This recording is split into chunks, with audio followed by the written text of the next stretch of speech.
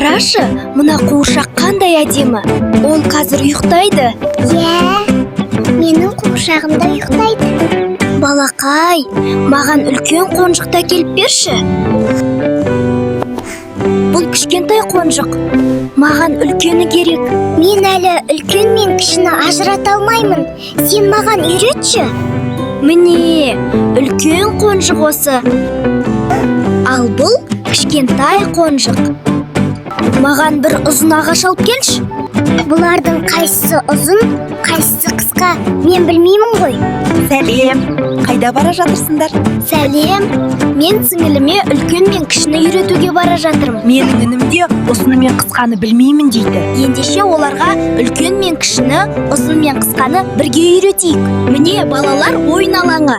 Осында біз үлкен мен кішіні, ұзын мен қысқаны үйренеміз. Ойнаймыз ба? Ойнап жүріп үйренеміз. Міне, балақайлар, бұл ұзын сырғанақ. Ал бұл қысқа сырғанақ. Міне, балақайлар, бұл үлкен әткеншек. Ал бұл кішкентай әткеншек. Бұл үлкен доп. Ал бұл кішкентай доп. Қараңдаршы, бұл ұзын орындық. Ал мынау қысқа орындық. Қараңдаршы, мына баспалдақ ұзын. Ал мына баспалдақ қысқа. Мынау үлкен субұрқақ. Ал мынау кішкентай субұрқақ. Бұл биік үйлер. Ал мынау аласа үй. Мынау үлкен машина.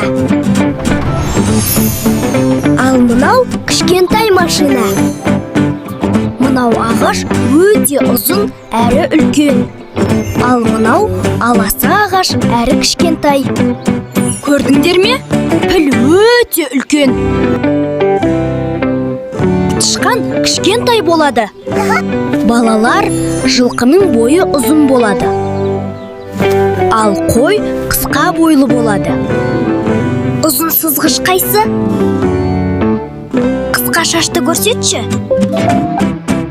Үлкен сөмке қайда? Үлкен балмыздақты көрсетші. Ұзын етік қане?